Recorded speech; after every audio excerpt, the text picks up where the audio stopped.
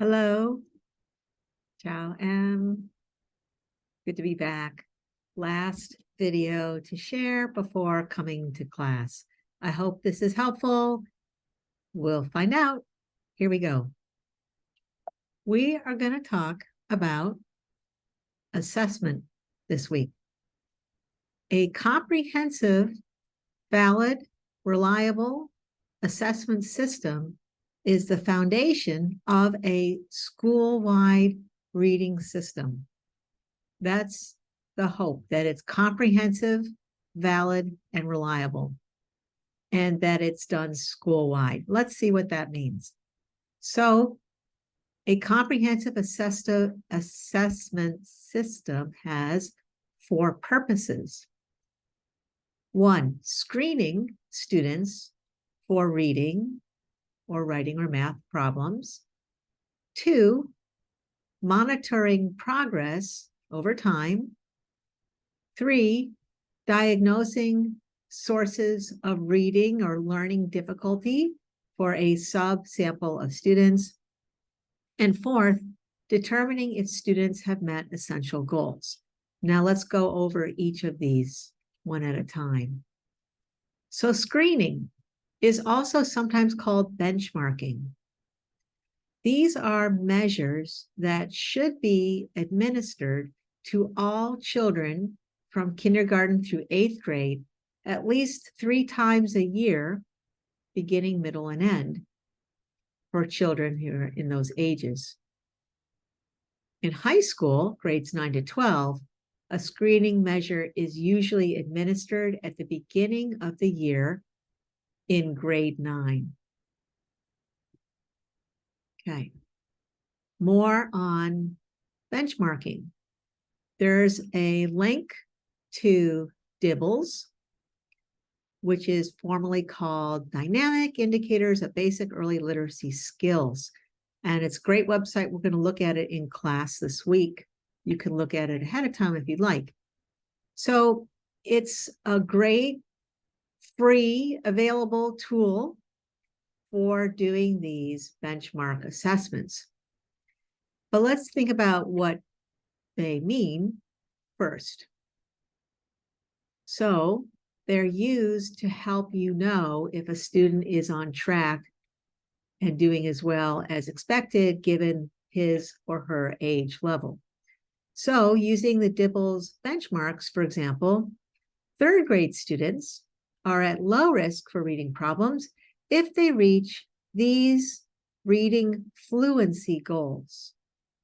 The start of the year, 77 correctly read words per minute. In the middle of the school year, 92. And at the end of the school year, 110 correctly read words per minute, because children should be reading faster at the end of the year. Okay, so those are benchmarks. That's an example. Okay, the second type of assessment is progress monitoring, or CBM. And this link we're going to look at in class again, we've shared it with you already, goes to the Intervention Central CBM warehouse, where there are a lot of materials that you can use easily to make your own progress monitoring materials.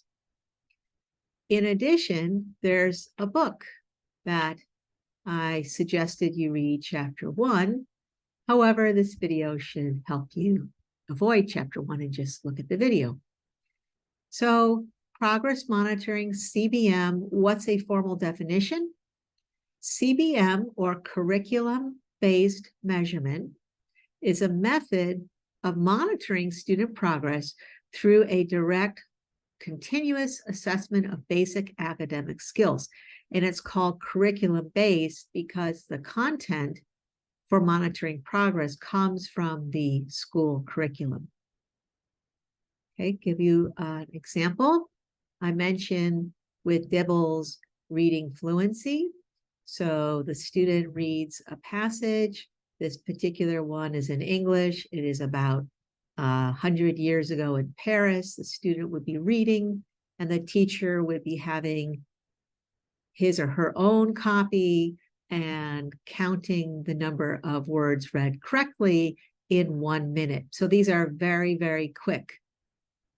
Okay, and they can be done often.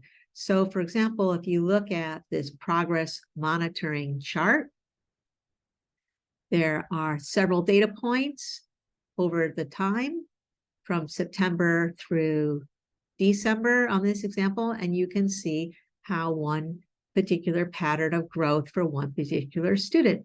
And then you can plot the growth, and you can look at the growth of one student and compare that student to other students in the class.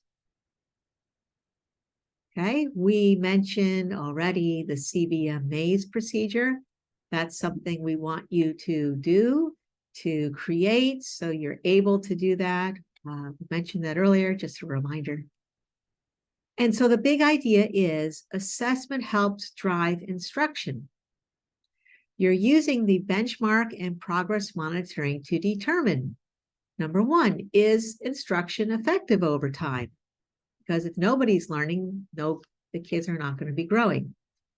It's also helpful to plan future instruction, and especially to know how to know which students are responding well to the current instruction, which students will need or continue to need additional instructional support, and which students will need or continue to need intensive instructional support.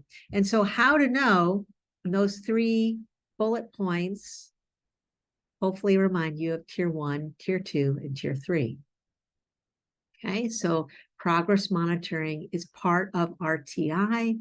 It's part of the way you know when to change or keep your instruction. Okay, so now let's continue on and look at what this means. So there's a target student on the bottom of the screen, and there's on the top of the screen several students, and it says that there's I believe it says the average classroom academic performance. I'm moving the toolbar on my bottom here because I want you to see the words dual discrepancy. This is the RTI model of learning disability. We talked about it, but I'm just going with a visual this time. So the dual discrepancy means 2 discrepancies, and the first discrepancy is, in this picture, the target student is below the average performance of the class. So the first discrepancy is a skill gap. The second discrepancy is a gap in the rate of learning, or the slope. So the student on the bottom of the screen is not learning as quickly as other students. So if you have students with both discrepancies, that means the student needs intensive instruction. Okay, now just again, returning more generally to assessment principles, there are diagnostic assessments.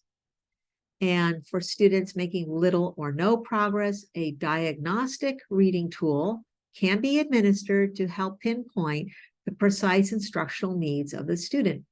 And they are either formal or informal.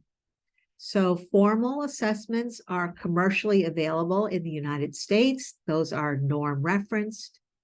However, informal assessments are ways to analyze assessments that are already done, that are curriculum-based, for example, and looking at student error patterns. If we have time in class, we're going to show an example or 2, one reading and writing this week.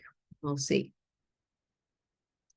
And the fourth of these purposes of assessment is to look at the outcome of learning over time. Sometimes they are called summative assessments. And these are the ones that are administered at the end of the school year to determine if students have met an important reading goal for the year. Are students reading at grade level? Okay, so this is a review. The decision-making process starts at the top with screening. There's a green arrow If the child is a typical learner, you continue to monitor progress. If the child is atypical, we're going to look at the right arrow on the right side of the screen, and we say, let's provide interventions, tiers 1, 2, and 3, where we also progress monitor and adjust instruction from tier 1 to 2 to 3 if needed. And at that point, the student is referred to special education.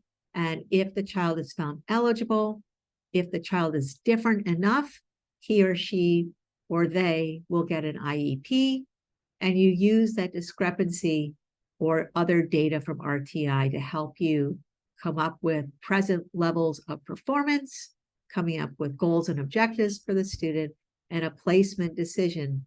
Where is it best for the child to be receiving instruction? And then there's progress evaluation and reevaluation at the very bottom of the screen, because sometimes students catch up and they don't stay in special education. Okay. All right, moving on to the last slide. Now we get to the idea of intensive intervention. So the expectation is 5% of all students may be at significant risk and need intensive interventions. You're still going to be doing progress monitoring. The assessment continues. The interventions become standardized. There's a standard protocol that's available from research. Evidence-based interventions are used, and the roles and responsibilities are going to extend not only to one teacher working with the child, but to a variety of personnel in a school or school system to make what is called data-based decision-making, which means to know when to continue with one standard protocol or type of intervention, or when to go to another. So now we're going to click on this link, and we're going to hopefully go there. And I'm going to stop and double check that my link is working, because this link, I really want you to see it. You've already seen it for the math module, but this is the more general, where you can see the same concepts. Okay, so we're going to work with this website in class, as well as the other ones mentioned in this video preview. There are other resources, and now you know everything. All right, thank you. Have a good rest of your day or evening, depending on when you're watching this. And I hope you're all well. See you soon. Bye-bye.